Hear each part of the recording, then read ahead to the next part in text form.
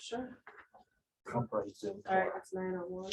Okay, I was gonna say- good morning, everyone. We'll start the meeting. I'd like to, say today that we're going to be talking on cemeteries. And we have some people from the history team here to make a presentation. Sarah Linda Hooker has agreed to make a presentation to us and tell us about what the history team's thoughts are on, the cemetery and the cemetery committee. So would you like to start off, Sarah Linda? Sure. I wouldn't call what I have a presentation. We were asked to comment on the draft resolution that you folks have considered at one meeting. And Kate shared with us that there was some discussion about getting the history team more involved in this process and maybe giving these responsibilities that are identified as going to a cemetery committee, making the history team, overlap with that committee or play a role in that committee in some respect. So I didn't share the full draft of the resolution with the history team. We just talked about it in a general way. And the reason I didn't do that was because from reading over your draft, it seemed as if the details of that draft mostly had to do with current burials or, the active part of the cemeteries where we're still burying people. And that is a limited number of the cemeteries, as I understand, maybe only Academy or possible. Well, I know Pine Bank does have some, so that would be a larger function if the town does eventually take over Pine Bank.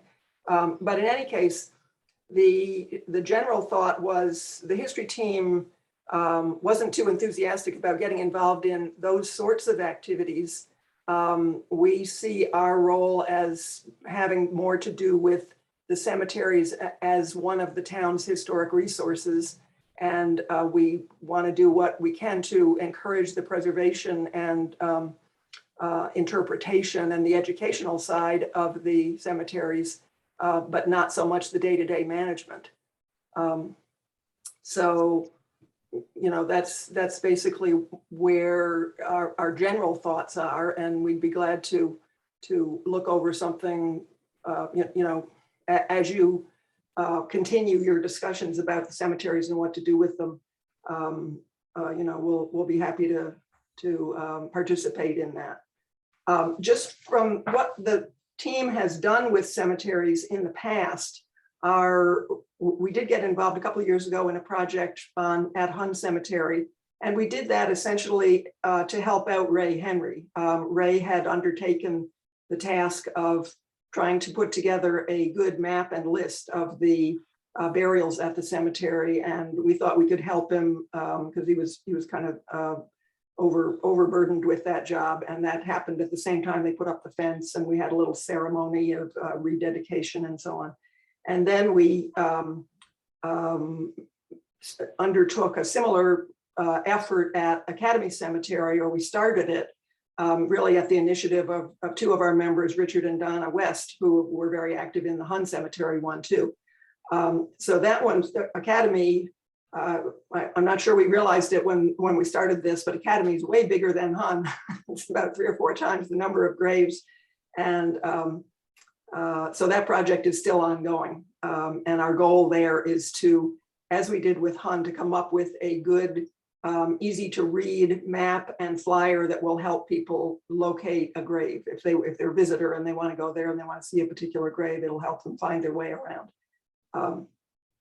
There's more to it than that. Also, we've talked about creating a database, but we've also learned a lot of things about the cemetery information in the process, and discovered 2 things we weren't all that familiar with. One is the very active genealogy committee that operates out of the Historical Society and that overlaps a great deal with the DAR.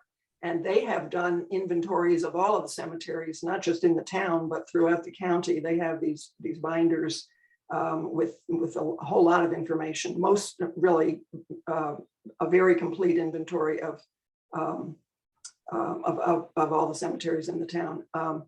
And the other one is the Find a Grave online site, which Actually, if you go to one like Academy Cemetery, something like 95 to 98% of the stones there have been photographed, and you can find the stone on Find a Grave, and you can also find obituary information and newspaper clippings and all kinds of other things, not consistently for every burial, but there's a ton of information there. So anyway, one other thing that I did after speaking with Kate and speaking with the history team last week was to talk with the town of Victor historian, Babette Huber, who I happen to know from past projects. And I know that they have a cemetery committee that is active in the in the preservation end, certainly not in the burials end, but in the preservation and maintenance end of the cemeteries, of 3 cemeteries anyway, in Victor town and village. And she shared a couple things with me that I thought were quite interesting and that you may want to pursue. They have a cemetery committee, also consists of 5 people, like the one that you're talking about. The title of it is the Victor Cemetery Restoration and Preservation Committee.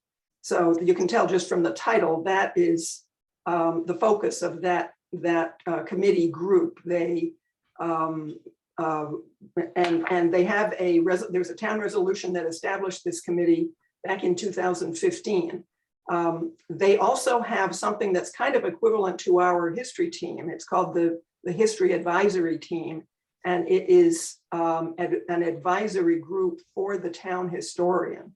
So they work quite tightly with the town historian. And the cemetery committee is a subcommittee of the History Advisory Team in Victor. So she told me quite a bit about what the cemetery committee and also the History Advisory Committee, how they function in Victor. And one thing that very much impressed me was that when they started out, the cemetery committee started out in 2015, it sounds like their cemeteries were in many ways similar to our town cemeteries. There were problems with the grave markers. There were a lot of ones that were damaged or tipped or just not in terrific shape. And they, over the course of about a 5-year period, they formulated a 5-year plan for bringing the cemetery markers in particular and the cemetery landscape also into good shape. And then they executed that over a period of 5 years with consultants and with volunteers and all kinds of things, but they really got it into pretty good condition. And since then, the level of expenditure has gone down to a much more manageable routine maintenance level. And they learned a lot of stuff about good practices in terms of how to handle deteriorating grave markers and grave markers that are tipped over. They even have done some replacement markers where stones are basically damaged beyond repair, where they're in pieces and too many pieces to put the puzzle back together again. So I think that would be a great resource for the town to find out some more about, because I think that's really what the town needs. From my perspective, the problems that I see in the cemetery are exactly that. The grave markers are in poor condition in many cases, certainly the oldest ones. And this is not the fault of the town. It's basically weathering and aging and the type of stone that was used in some of these very early markers. But for whatever reason, they're kind of self-destructing, let's say, and we need to iron out what's the best way to handle those and then actually execute and do it. So the markers is one. And I admire the work that Peter Ellison does for the town on a regular basis. It's just that the deterioration is moving faster than Peter Ellison can keep up. So I think we're gradually falling behind on that front. The second thing is the landscape maintenance, and there are 2 parts of that. One is the trees. I know the tree committee has looked at the cemeteries and made a series of recommendations, all very well,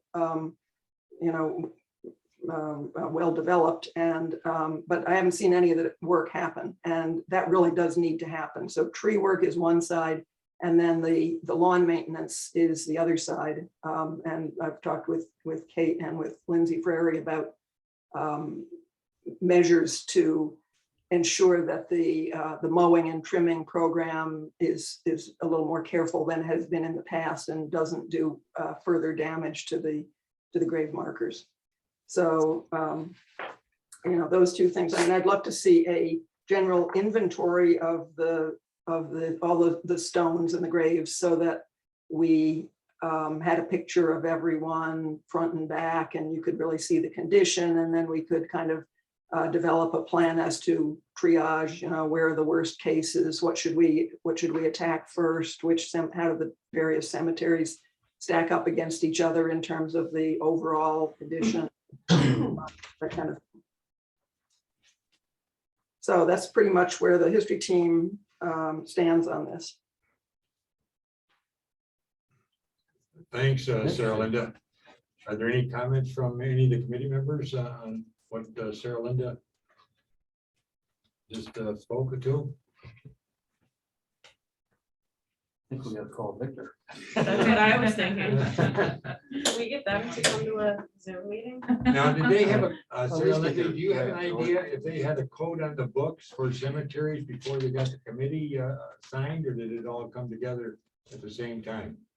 I don't know the answer to that question. I did a little bit of online research, and I think I located the law that the state law that you know tells that governs what happens when a cemetery is abandoned, and the fact that the town then is required to take it over, and divides cemeteries into 3 different classes. I mean, you're probably familiar with this stuff. There are the 3 classes, and in one of the classes, it's required that there be a fence all the way around the property, and that it's mowed at least 3 times a year. And then there's class 2, where you only have to have the fence at the front, at the street side, not the other sides. And then and you only have to mow 2 times a year. And then the third one is you don't have to mow at all. But then I think I don't know what, I wasn't quite clear on what distinguishes a class 1, class 2, and class 3 cemetery, but I'm not clear on what class any of our cemeteries are either. I know some of them are fenced, some of them are partially fenced, some of them are not fenced at all. And I was surprised at that rule of 2 and 3 times a year, because my impression is we mow our cemeteries way more often than that, and maybe more often than we really need to mow them. I mean, if there's a budget issue and you're looking for a source of funds to pay for some of the tree work, let's say, or the stone repair, maybe there could be some adjustment in the frequency of mowing to take some money out of that, because I think a lot of money goes into mowing those cemeteries, maybe more than we need to.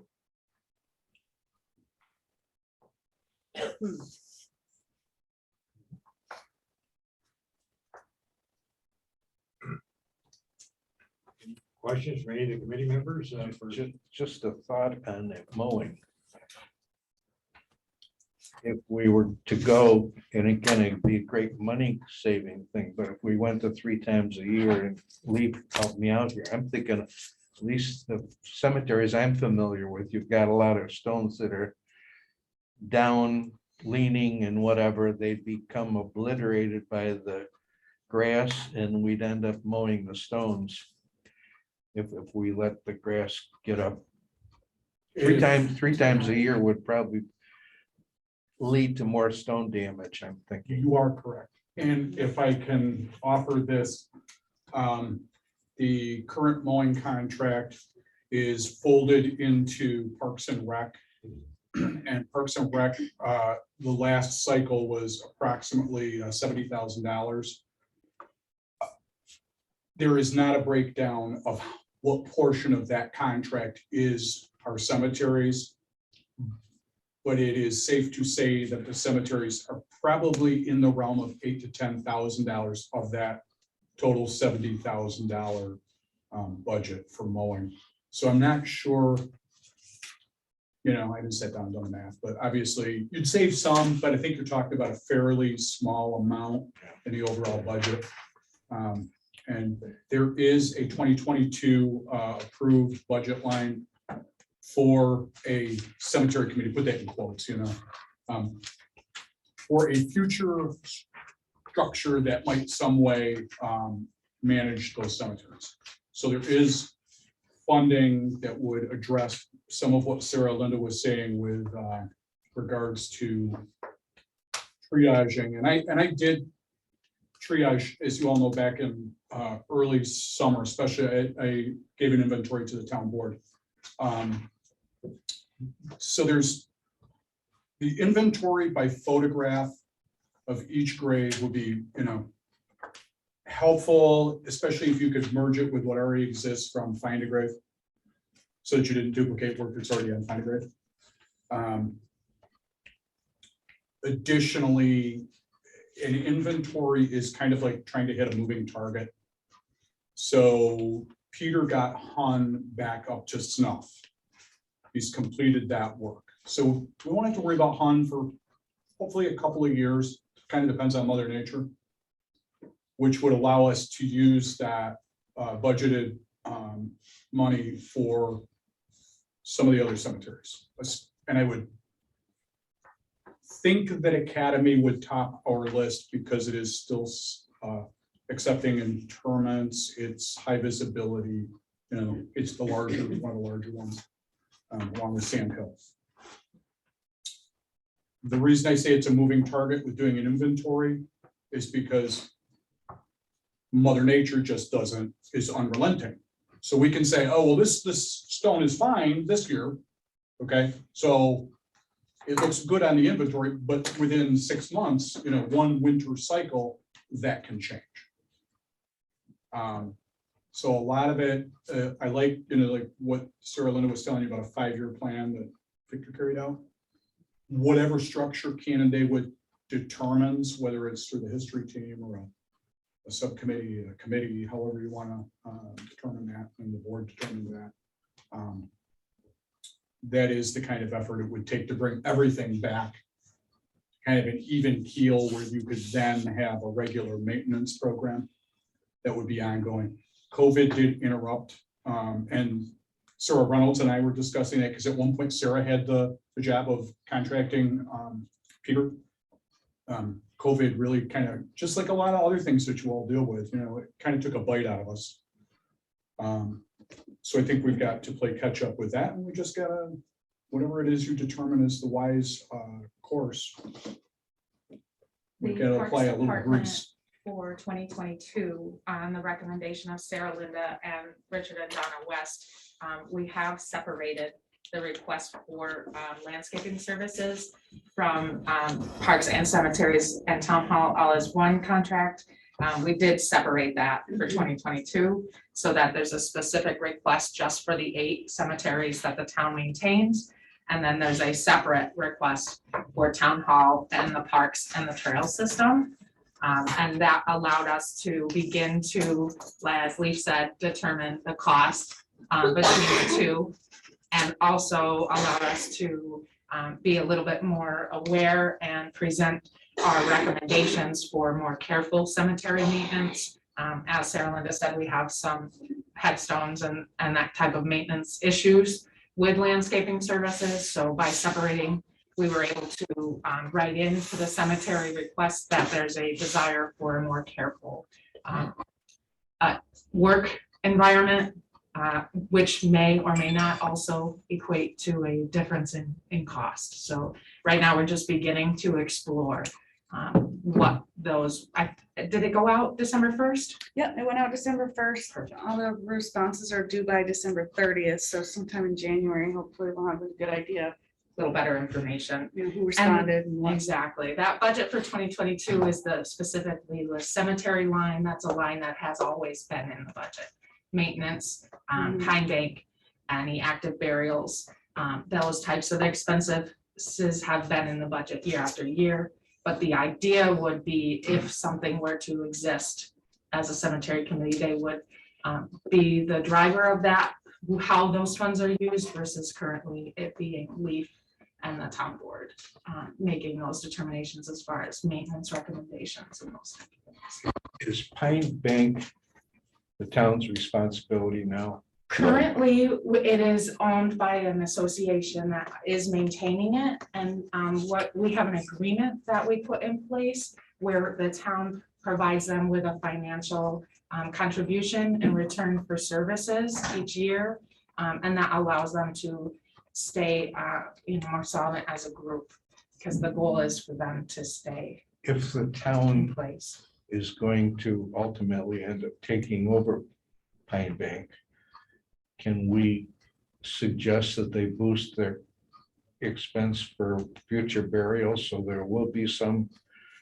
endowment or continuing endowment to subsidize the fact the town's gonna end up taking it over? I mean, that's why the town's got it, because the other cemeteries, because they didn't plan ahead and charge enough for burials.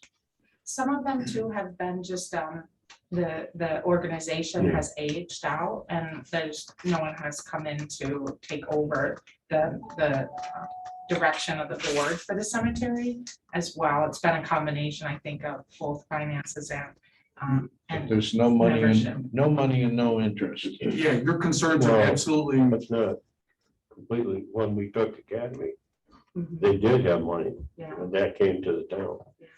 Well, that's good to hear. And, ideally, I believe cemeteries should be self-sustaining and have an endowment that keeps it going forever, whenever that is.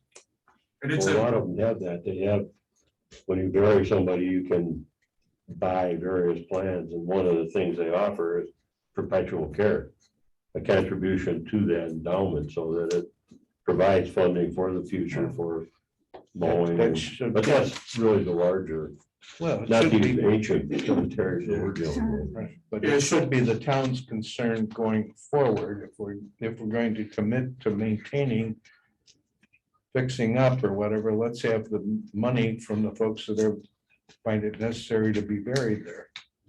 No, I think so- that the conversation is huge, because we kind of have two things, as you noted, we got the historic cemeteries, we got the active cemeteries, Academy kind of falling in the middle.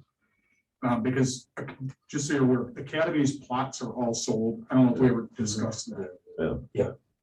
So ultimately, it will fill up within, one would think, the next 20 years, I don't know who the youngest person is that has purchased a plot, nor do I have any idea how long anybody's gonna live. But I'm guessing, I'm going out on a limb. So you can choose to address it as two separate issues or as one issue. My feeling is, if the structure is there to take care of the historic cemeteries, you might later on move that over to, the ones that are still accepting interments if we end up with Pine Bank. That may be a problem for a future ordinance committee, I don't know, or a future town board. But I think what you're saying is really valid. I mean, if we're gonna end up taking Pine Bank at some point, that is something the town has to consider. And now I think do you lump them together? Or do you break them out and deal with as two separate issues? My concern, of course, is for the historic cemeteries. We did, when we put together that regulation that we put in front of you, it was to address the whole big picture. I understand if you want to break that down. So right now, we only have 7 out of the 8 that are not being funded by anything, right? Just Academy's the only one that's got money coming in when they bury. Correct. Yeah, yeah. Sorry, I didn't think about that, Gary. Yeah, and obviously John takes care of Wolverton, You did get some like volunteer assistance at one point, right? Through Jay. Yeah, Dutcher. that was 3 years ago. Yeah. Yeah, when they put the fence in. So yes, 7 out of 8.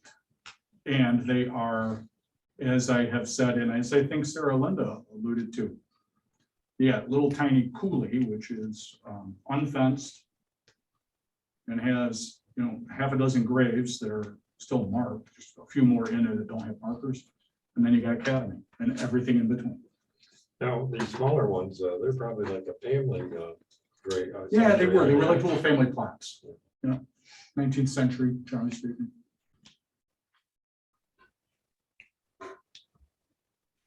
Well, committee, where do we go from here? I think guess the the main thing- biggest dilemma is finding a cemetery committee. That's it. It's a Okay. two-pronged thing, I The think, town- because. The we have town can everything throw on- money at it, but you gotta have the evangelists that are going to be interested and monitor and Well, it sounded put their from Sarah fingers Linda's- in the dike at different spots. From Sarah Linda's comments earlier, it sounded like in Victor, they have the Cemetery Restoration Preservation Committee. That's a subset of their history committee, which is kind of what we were talking about the last time we met.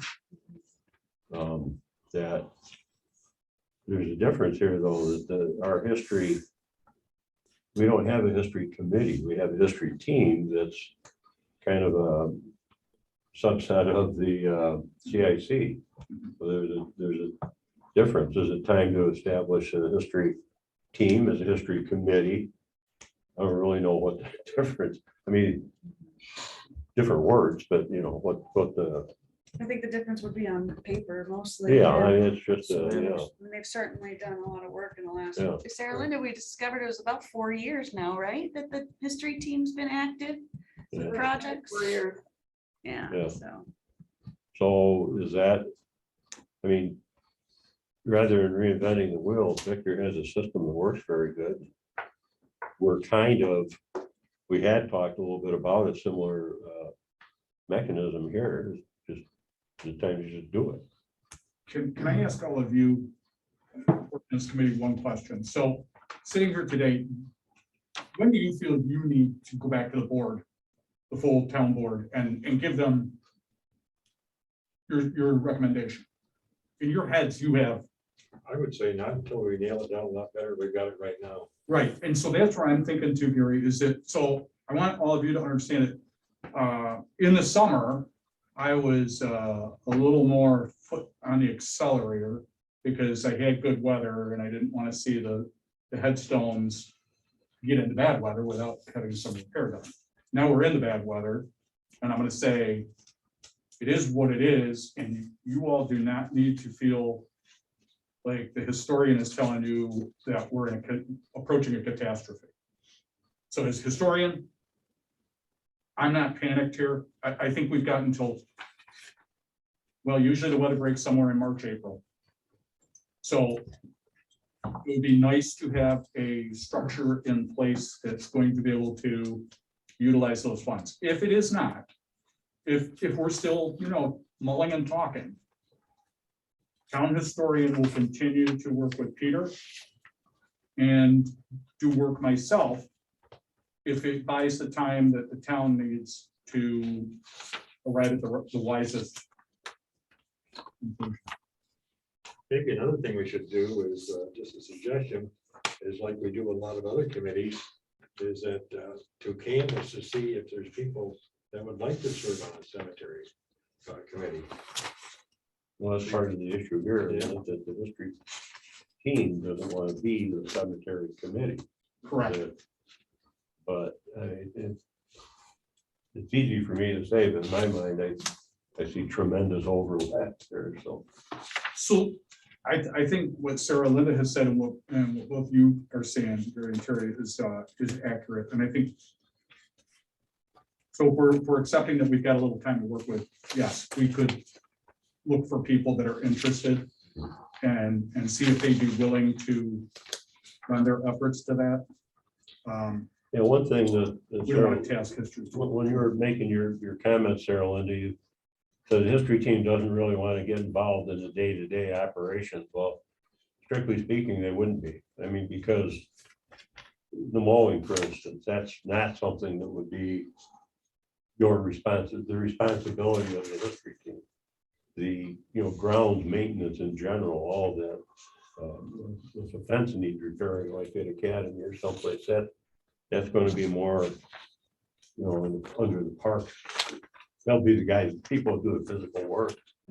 So the day-to-day operations really aren't something that would be burdensome, I wouldn't think.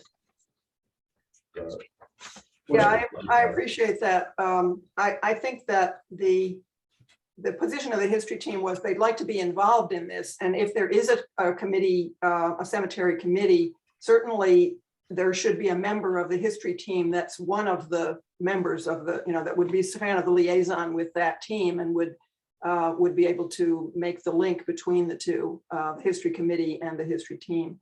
But the history team I don't think it's appropriate for the history team to have the responsibility for all of this administration of the cemeteries, because the history team is just volunteers. And I think there needs to be some accountability here. They all need to answer to somebody who's either a town staff member or the town board, because those are the people who are ultimately responsible for following up and keeping the cemeteries in good shape. And I don't think that's a responsibility that the history team wants to have. Well, as I was saying, I don't think they would.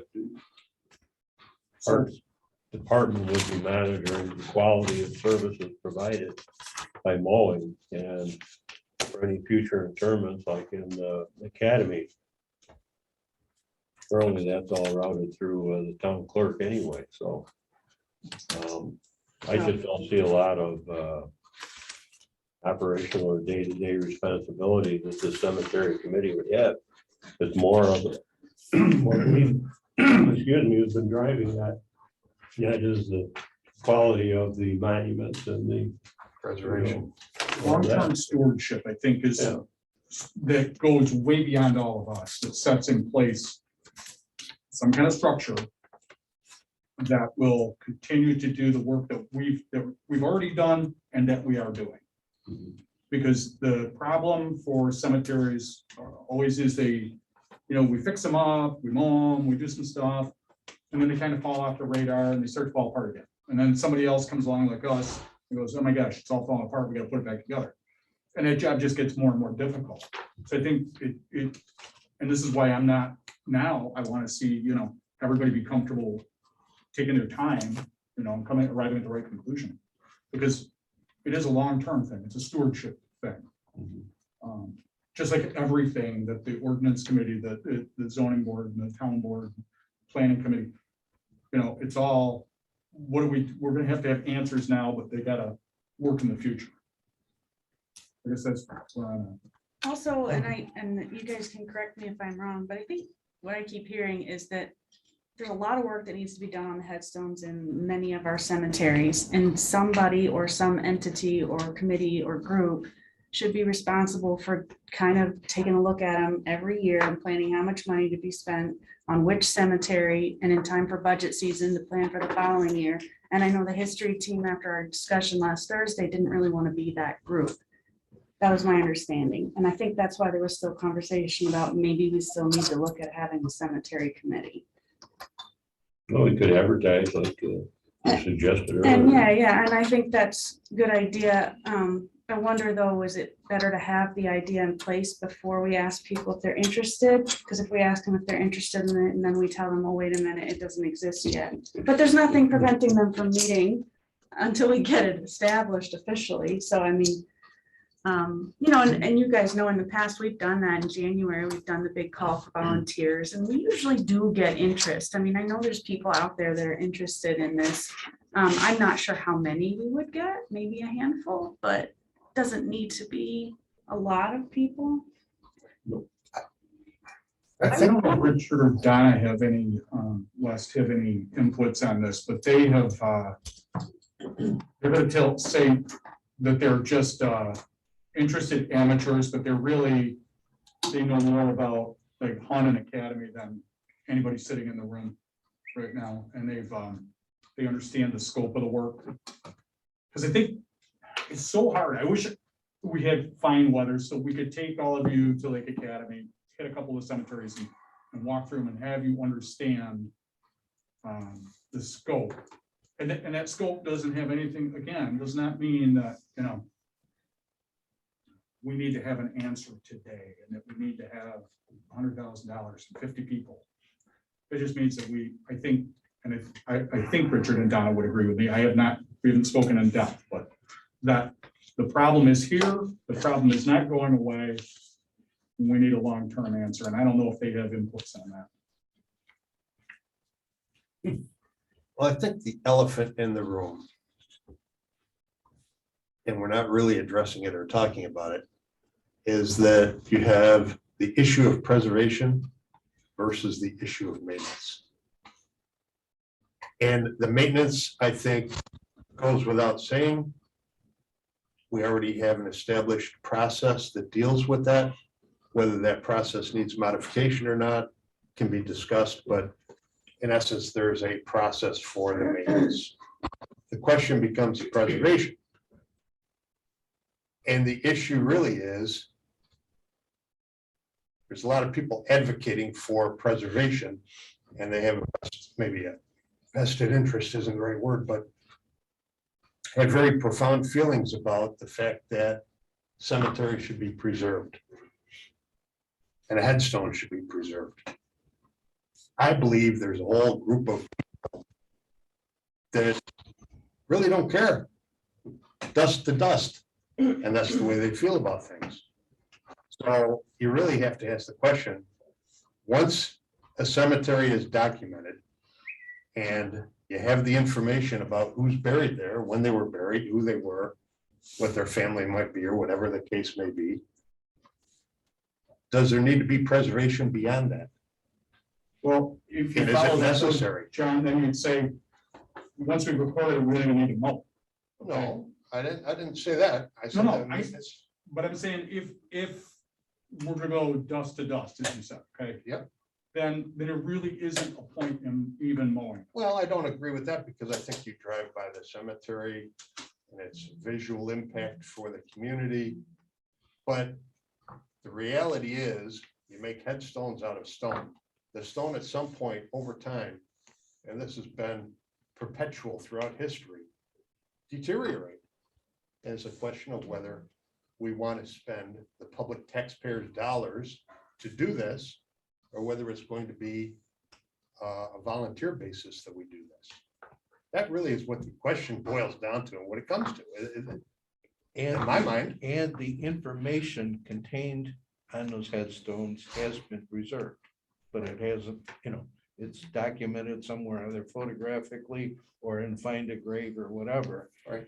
And the next issue is finding 5 people or whatever who are passionate about genealogy or whatever to want to take on the preservation issue. And are those Funded people, or unfunded? and are those people the ones that are going to execute the preservation?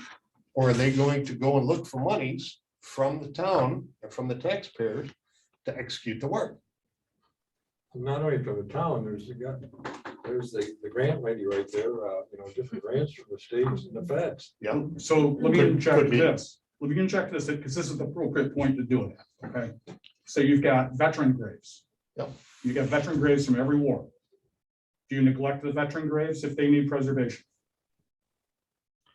That's So the you're prepared to question. deal with that. That is the question. I Right. think honestly that it's very hard to separate preservation from maintenance. And I think that is actually part of what's prompting this conversation altogether, is the fact that what we've been doing for maintenance has not necessarily been, I think, done in the best way that the town as stewards of the cemeteries could do. In maintaining the cemeteries, there actually is a bit of destruction with the issues we've seen as far as the scalping and the gravestones being tipped and pushed. And so I think there's actually a kind of a call to address some of the maintenance. And that's where I think it's very difficult to separate that from preservation, because maintaining, there is a level of preservation in just doing the maintenance and not destroying what's there. And unfortunately, we've seen a little bit of that. So I think there's that. I think that's actually what's prompting this conversation altogether, is that there is a need for a little bit more, so to speak, teeth in what we do to maintain the cemeteries. And that this type of an organization or group of people with a passion for not only maintenance, but also preservation and a sharing of the history and the cultural value of our cemeteries could be the mechanism for addressing both issues. On the subject of finding how to find your 5 members of the committee, rather than sort of throw it wide open to volunteers who may or may not have anything really to offer in terms of the expertise in cemetery management, I think it makes more sense to identify what you're looking for in these 5 people, or even a source for them. So you could say one of them has got to be a member of the history team or designated by the history team. One of them should be the town historian, let's say. One of them should be somebody from the town's administrative structure, say a town board member or an administration member. One of them should be coming from the DAR genealogy committee group, because believe me, they've got a wealth of knowledge about these cemeteries and a wonderful connection, sort of a wider view, because they work in cemeteries in all the other adjacent towns, and they know way more than we do on that. And the other aspect we haven't talked about is the interpretation and education part of it. There are this is one of the things they do in Victor, is try to have cemetery walks and public programs to bring people into the cemeteries, just to, talk about the history and talk about some of the key people who are buried there. So maybe one of them should be a teacher. If you identify the areas that you want to cover in this committee, that might help to actually find the right people. I think that's a great idea, Sarah. That would be beneficial. Well, I think you're down to 4 if you go by her list. Right. 'Cause I think Sarah Linda kicked me under the bus, didn't she? No, you're on there, lead. Only kidding, Sarah Linda. I suggest you take a look at the language of this Victor law, because they go into these things, and I think I did send a copy to Kate and to Sarah, so maybe you could circulate it to the rest of them, or just look it up. Yeah, we could definitely do that. And then perhaps even maybe start to identify some of the needs of Canandaigua. We don't want to just copy what Victor's doing. We want to apply what our needs are, but it certainly helps to have something and not reinvent the wheel. So that may be something we could move to in the next direction, is to begin to formulate perhaps what we've got here, where we've heard from the committee as far as what you think should be included, and then those aspects of construction which we really don't.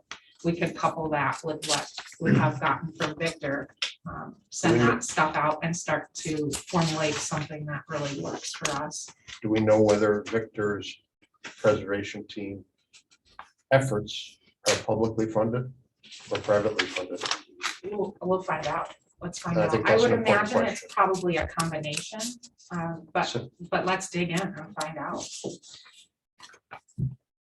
The other aspect of this draft is, the rules and regulations, and there's certainly something we should be looking at, considering if we don't have them already on the books, Yeah. because no matter what structure the committee takes, we're still gonna have to provide, if we don't have already, rules and regulations for the. Yeah. Yeah, there are 2 components to this thing. Yeah. And I think we agree that the rules and regs Yeah. are something we need, but how we regulate it or how we control it, under what structures, is still in question. Going back to John's comments, it may be too late, but I'd love to make cemeteries self-sustaining. Charge enough, if somebody wants to be buried whole or in ashes or whatever, charge enough so that there's a self-sustaining. Can't do it? You can. Why not? The Academy's the only one that's burying people. Well, we've It never got gets Pine sold. Bank. We don't have Pine Bank. Well, we're gonna, if it's a The foregone reason that we conclusion, contribute to Pine Bank is to stave that let's off. make We may cemeteries, have to increase that contribution. make to them keep it away. self-sustaining. Well, that's up to them. That, we could So, certainly research that type of a thing. Perhaps there could be a reserve that would be used for that type of thing, or some different grant programs that we could look at. Because the majority of our cemeteries are already owned by the town and had very little that came with them. So we could certainly look and see what different options might be for that. Does And it's- anybody know what it costs to buy a plot? What's it cost to buy a plot at Academy? Oh, that's a good question. I don't know. $500. We can, you know what? Okay. If you're gonna sit here for 2 more minutes, I'll ask Gene. I'm just curious, that obviously I'm gonna ask him. It's on our barely list. pays to dig the hole. Now, No, shoot. those plots are all sold, so it would only, right? You were talking about. yeah. So Academy is full, so Okay, they're all been sold, so Right. there's no more room in the end there. in Academy, correct. Okay. So we obviously didn't charge enough in yesterday's dollars to pay for today's maintenance. It wasn't ours. Pardon? It wasn't ours at the Well, time. that's another, well, and I guess the state made the town take it over, Those guys in but they Albany didn't did. provide the money for it. I believe that information's on the fee schedule. Yeah, we have it that is. handy. I think we could pull that up. I believe it's 500, is my understanding. I recall. Another thing is, and you're right, Gary, there are grant monies out there. I've found that it's easier for us as a town to find money to help. Like with the grant we just received, the second phase of our historical resource survey. Basically, the first phase tells the overall history of the town, and the second phase identifies significant properties. That kind of grant money is easier to find than grant money that would pay for, say, the restoration of a headstone. But Leaf and I dabbled in it over the summer, just looking around. And those monies, if they're available, I think are more likely to come from or through the help of organizations like the Daughters of American Revolution and stuff like that. We didn't really find anything that jumped out, like through the consolidated funding application. Again, there's money for just not the physical restoration part, which was, I actually didn't know that, but we didn't find any readily available sources. I wonder if in the case of veterans graves, if American Legion or VFW or one of those That's what we were organizations. talking about. Rebecca's messaging Gene, and if she gets an answer, she'll get it down to us before we break. Whatever it is it isn't enough. Correct. Yeah. Well, it was enough for Academy, and obviously it didn't set, because we weren't there, and I think that's I probably know the it's problem. hindsight's always wonderful. And you guys are all asking, I think that the most important questions are the philosophical ones. What are we doing? Why are we doing it? How much does it cost? How do we set up the future? And like I say, the present is not, like, this spring isn't even I'm not concerned. We have funds, they are in place. It's not an ideal situation. But we can continue to execute preservation and repair and mowing, right? The big questions are,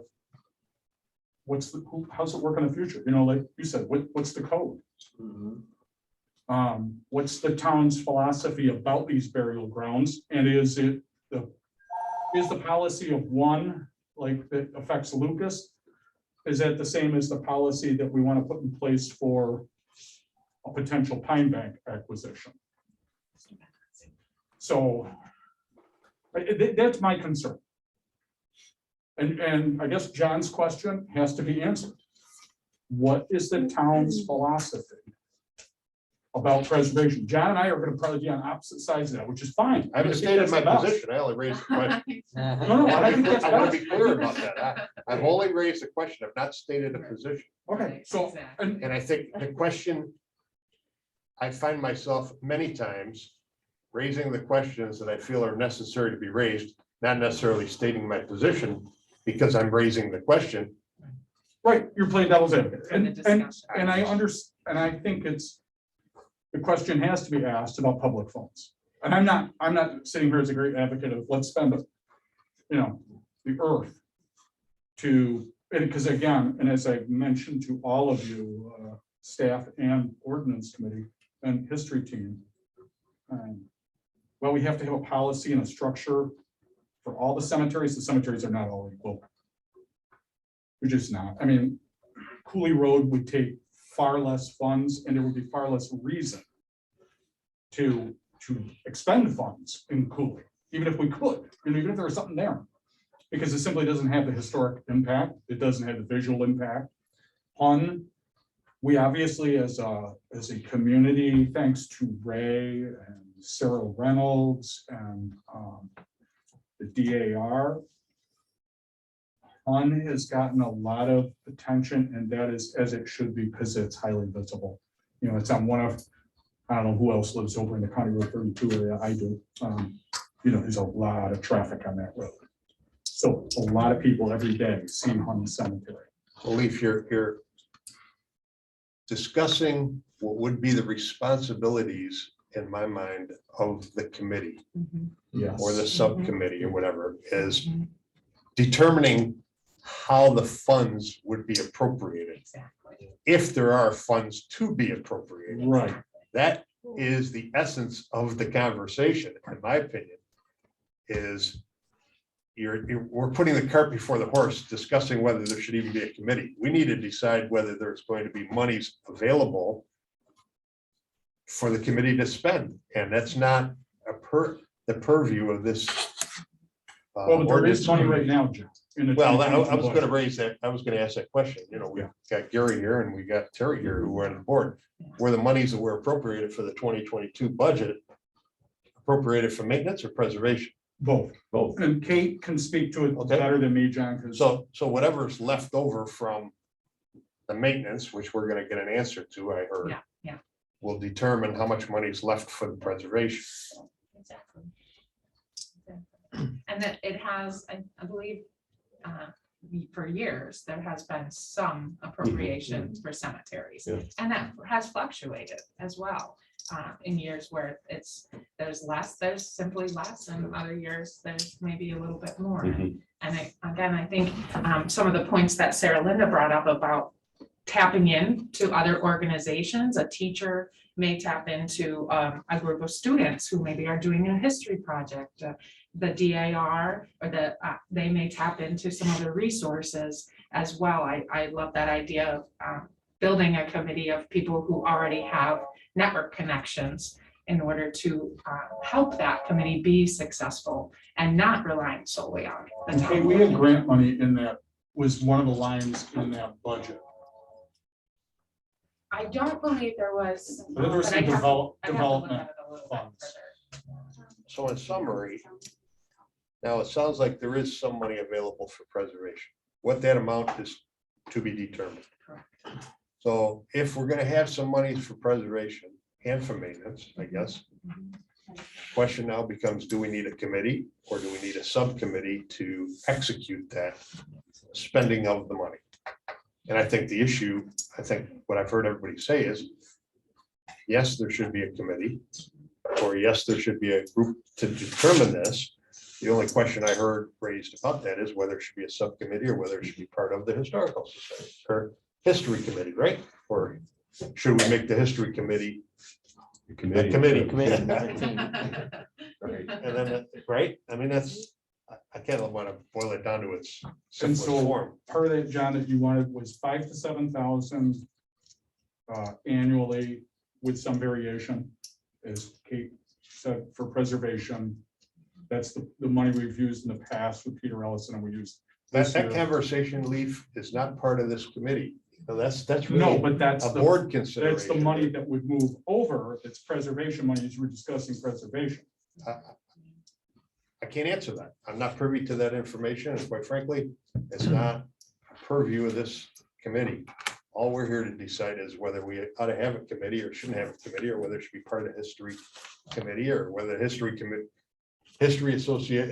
group should become a committee.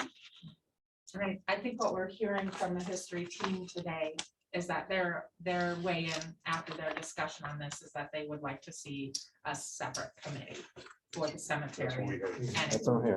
for the history team. And Now, I But think you Sarah, indicated you're gonna advertise get for- some information, Sean or whoever on Victor and stuff like that. Yeah, How we can long- do that. Let's How do long would that. that take you to, Not long at all. I can get that sent out. so we could, So we can review it for our before next the meeting, next we meeting. could, Yeah, you know, carry it forward. definitely. Let's do that. And find out how much they're getting Yes, publicly and how public much they're funds, I getting will find privately. out. Yep, And how many cemeteries they have and this and that. I believe 3 Great. cemeteries is what I remember reading. We'll get some info on the funding and Now, I'll are get all of that these, wording. all of their cemeteries, are there still internments going on there, or you don't know? We'll have to find that out. Okay. I'm not sure. Yeah, I'm not sure. Great. Thank you so much, Has it guys. been determined what we're obligated to do under the state? I mean, that should be the basis. What we're obligated to do, and then what we want to do above and beyond what we're required to do. That's where we get into this. So Yeah, what's the statute say? yeah, well, I mean, That's a good that's point. probably, that's the basis of what we have to do. Is And it- is it- that should be the framework of the, Maintenance Right. or rehab or whatever. Or a combination of. It's really, and I'm not gonna, I can't quote it, but it's pretty broad Yeah. with tons of room for interpretation. And understandably so, because you got towns like Italy Valley, and you got towns like Canandaigua. So the state has not said thou must. right. Could you get that language for us? What the state says? Mhm.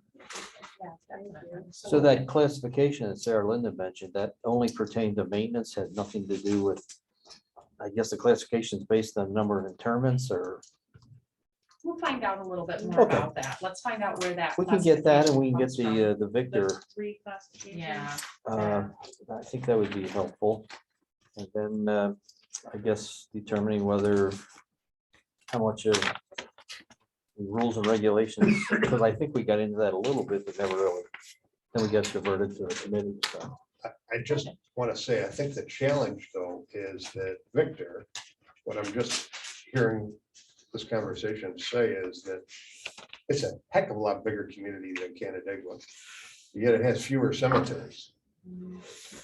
Could be true. John, they have quite a few more private cemeteries. The active cemeteries are managed by private cemetery committees. These 3 committees, or I'm sorry, the 3 cemeteries that are under the cemetery committee and belong to the town are all historical cemeteries. There are no active burials. But there are, and one of them is actually in the village. The other 2 are rural ones in the town, but they're all under this committee because it's a village within a town. So There's a lot actually more. less. There's less cemeteries that the towns have. yeah. So it's only 3. yeah, but they may be bigger. They Yeah, could yeah, be yeah, area that's wise, right, right yeah, there. they could be larger.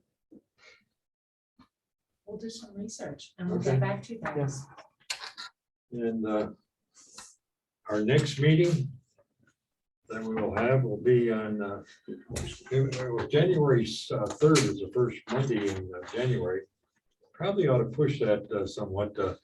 And Chuck and I was having a discussion because I looked at the calendar that Doug sent out. I don't know, if you have a calendar with you for next year or not? I don't. And I don't think Chuck's committee, does his, PRC we're talking about. yeah, Mhm. on the 10th. If we could maybe push it to the 10th. I believe that's the day of the organizational meeting. That's the time. Okay. The town board org meeting is the time. Don't you do that during the day, Oh, yeah. but not in the No, no. morning? 9 o'clock. No, that's. But it would conflict with PRC if it's the same day. If it is PRC, it would conflict. And The 17th we're closed, correct? Yep. What about the 18th? Was that CIC? That was Is that the 3rd Tuesday? Correct. It'd be the Yeah, third. that's Okay, what it's I'd the say. 3rd Is Tuesday. that zoning board that night? What's the 17th? Yes, Zoning board 17th that of night, Monday. yes. Oh. zoning board on the zoning board. 18th. But that's at night. There's really nothing on Wednesdays. Typically not, no, usually You wanna not. Do it either the 5th or the 12th of January, then our next meeting? A good day. You call it. Either is fine. Did you plan with that? Oh, absolutely, Yeah, yeah. that's, yeah. Let's do the fifth. That's it. The fifth. Okay. Before we adjourn, Gary. There was some notes on the bottom of the agenda. One of them was this double lottage, except for residential parcels. Was there anything we needed to do with that today before we break? And no, because we sent it through, did we not? Okay, Yeah, that's Yeah, gonna be on the We had a agenda. motion and the town second board, carried. yeah. good. The town board for public hearing to establish. Just wanted to make sure. Yeah. Thanks. And I certainly want to thank